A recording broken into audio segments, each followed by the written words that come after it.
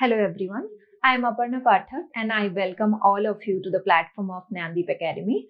In today's lecture, I'll be guiding you about how to choose your optional subject. So, by this time, almost 70 to 75% of aspirants, I assume that they might have already chosen their optional, and 20 to 25% of aspirants might be in dilemma that how to choose optional or which optional should be best for them. So this video is to all of you. For those 70 to 75% of aspirants, for you to get assured whether you have chosen the right optional for you or not, and for other percentage 20 to 25% of aspirants, for you also, to guide you how to choose your optional that will be best for your preparation. So let's get started. So first we'll see about optional. Optional is most important part of your mains examination. Here I'm stressing the point on mains examination. Why? Okay, I assume that all of you are fresher here, so I'll be explaining very minor thing. Many of you might be already in the stream for 1 or 2 years whatsoever, but still I assume that all are fresher here. So I'm saying that it's a part of mains examination. That means optional doesn't come under your preliminary examination. So in your mains examination, if we see that mains exam consists of 1750 marks. Okay, and there are subjects like essay. You will have one essay paper. You will have general studies paper, GS paper. There are 4 GS papers, GS 1, 2, 3 and 4. And there are 2 optional papers, paper 1 and paper 2 under the same optional. Okay.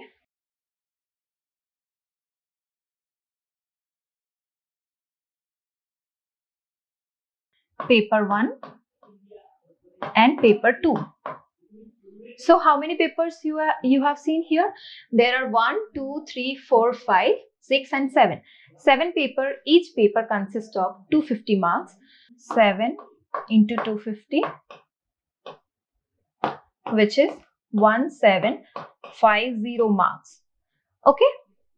So out of these 1750, 500 marks is being carried by your optional subject. Okay. So almost near about, it gives weightage of how much? It gives a weightage of near about 30%. I'm not saying completely 30%, but near about 30% or 1/3. Okay, 1/3 weightage you are getting from optional subject itself. And also if you see the score of toppers, they almost get nearly 900 plus.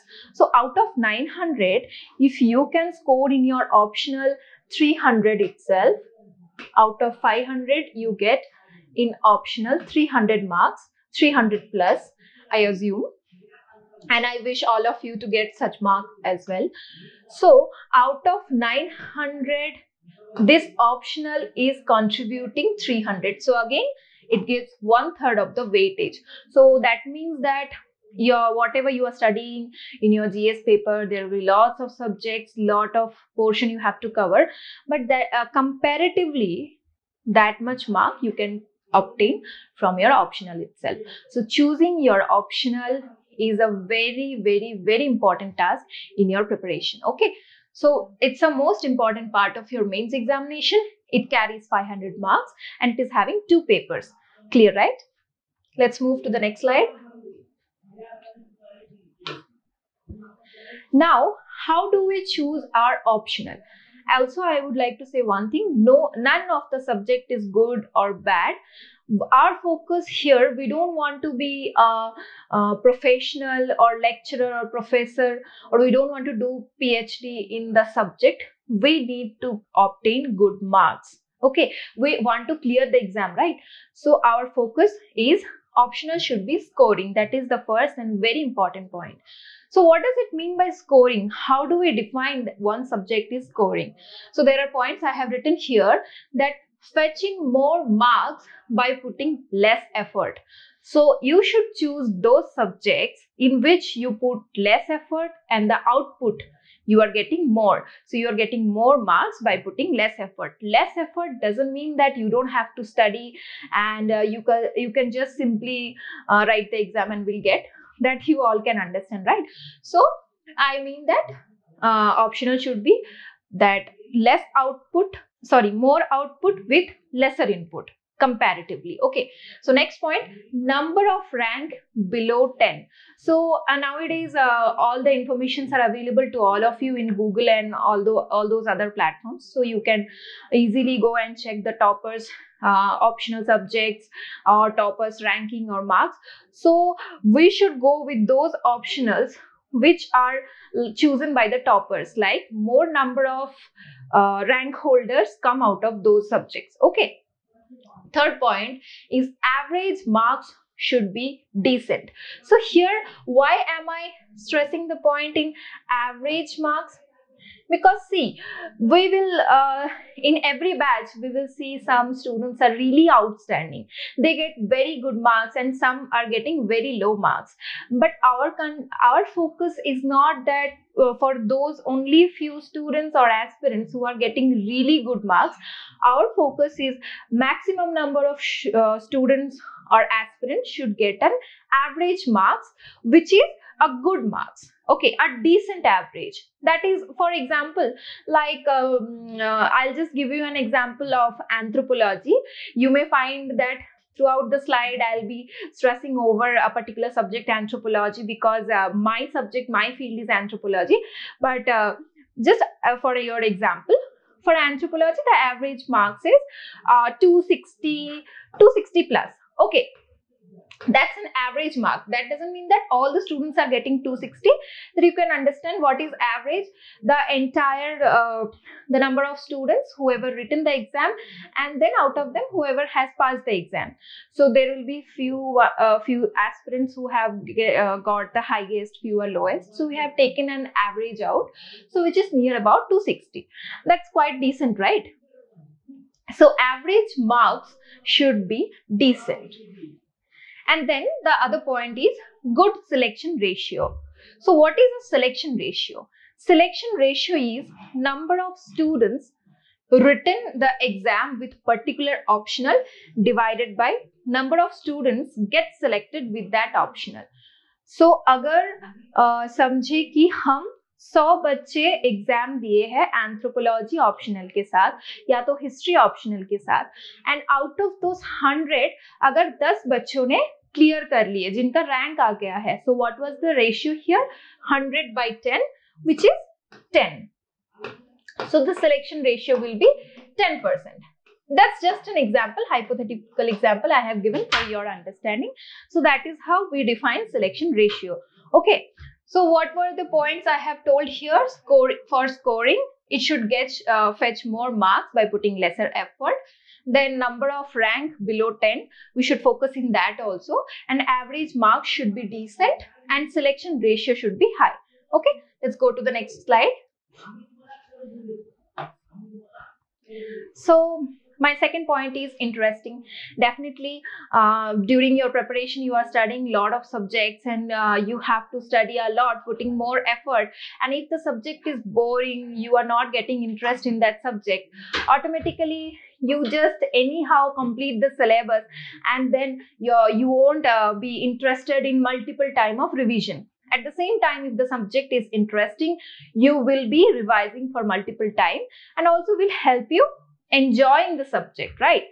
So the subject should be interesting, and also if it is an easy subject, who doesn't like to have an easy subject? So there are optionals like sociology, anthropology, those are comparatively easy subject which will help you preparing in a more beautiful way. You will enjoy the process. Okay, and then the fourth point is popular or trendy.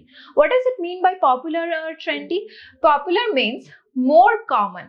You don't need to stand out of the queue, or you don't have to get along with your emotion that, oh yeah, I like history, so I should take history as optional, or my graduation subject was economy, so I have to choose economy, otherwise what will others say that you have studied economy but you can't take economy as your optional. So what you have studied in your graduation?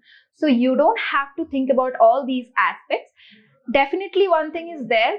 If someone has studied, for example, economy for their graduation, for masters, they have done masters and they have a really good grip on that subject and they're confident about it. So I will suggest them, they can go for those subjects.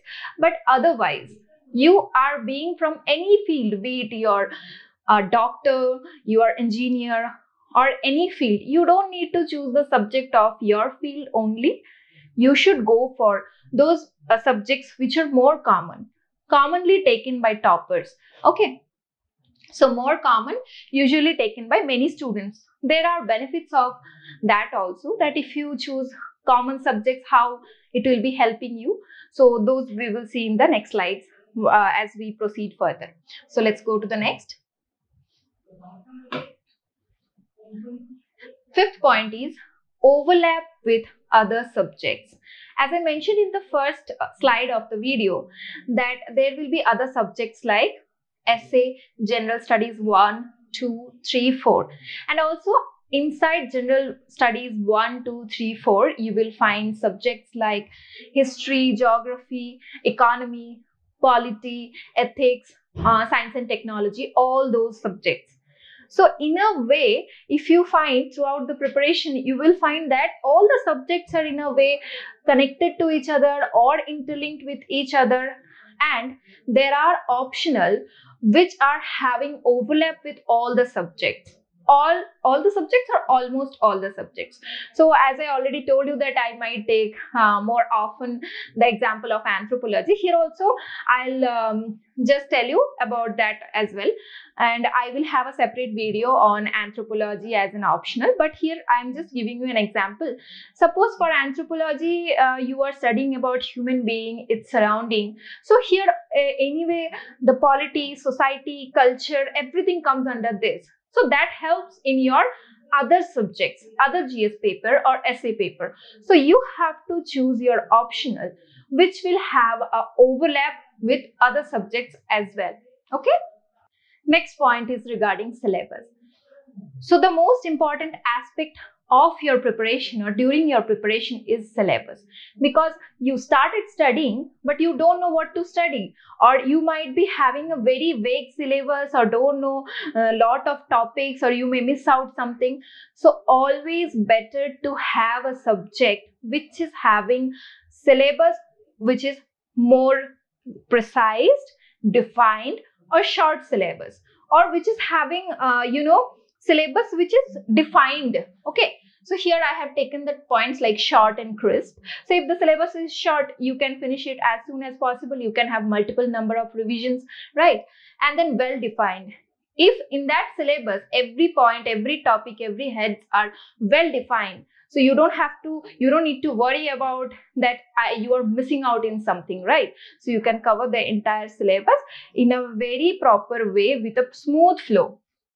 And then one more point is there, more static than and less dynamic. What does it mean by static and dynamic? You may have that doubt, right? So static means those areas which doesn't have much changes, and dynamic means those current affairs or new updates, new changes. So there will be subjects like political science or PSI are optional, public administration optional. So for those you have to be updated with the current affair. There are dynamic parts because every month the things are getting changed. But there are subjects like sociology, anthropology, or few more. In that, more static portion is there, and a few dynamic part you can add for your case studies or while writing the answer writing. Okay. So for syllabus, it should be short and crisp. It should be well defined, and it should be more static and then dynamic, and very lesser dynamic portion. Okay. Next is question pattern. Again, we came to the question because here we are not we are not studying the subject to become a scholar. Here we are studying the subject to write the exam and to get through the exam, to clear the exam and get ranks. So our focus should be exam oriented. And here our focus is question pattern. So if the question is easy or less complicated, Definitely these words are self-defined, what is easy or less complicated. So it will be definitely easy for you to write or fetch good marks. Then there are questions who are straightforward. There will be some difficult question in which you have to think, that doesn't come from directly from your syllabus. You have to think, and with your mind you have to prepare a mind map that how you are going to write the exam. But in case of few subjects, there will be easy, direct, straightforward questions also. So your focus should be to choose those optionals. Okay. Again, I'll give you one more example of anthropology. So there was a chapter like cell, DNA, those chapter, and from that chapter one question was there. Well, there are topics like, you know, DNA replication, protein synthesis, that means translation, transcription, all those. So direct one question was there that describe the process of DNA protein synthesis or translation. So definitely it's very easy, right? You have studied that straightforward topic and you can write that exam, you can write that answer straightforward. So next is repetitive. Definitely there will be subjects which are having questions which are repetitive. So you can follow the PYQ from previous year question. That will be helpful for you to prepare for your exam. So next is availability of study material. Again, it's very much important for you to choose your subject which is having all the resources available in the market. So that consists a class note. If you are joining any course or any classes in any academy institute, so they should provide a good class note to you, authentic books or toppers note, or PYQ references. PYQ means previous year question. So those things, if those are easily available. So for which optional you will get these things easily available? For the common optional, for the popular optional, for them you don't have to go and search for these study material, content material to different places, or you won't have the anxiety of missing out of anything. Okay. So that's all about how to choose optional. I'll just summarize here. So in a recap, you can see that for your optional, these points you have to keep in your mind before choosing the subject. It should be scoring, interesting, easy, popular or trendy. It should overlap with other papers as well. And the syllabus should be straightforward, easy, crisp, and short. And also question paper also, again, repetitive question, easy question, straightforward question. So those subjects you should choose. And the material, if the material is easily accessible, available in the market, that will be best for you to choose the optional. So thank you so much. Today's lecture I am finishing here. In my next lecture, I'll be talking about a particular optional subject, which is anthropology. So see you in the next lecture. Thank you.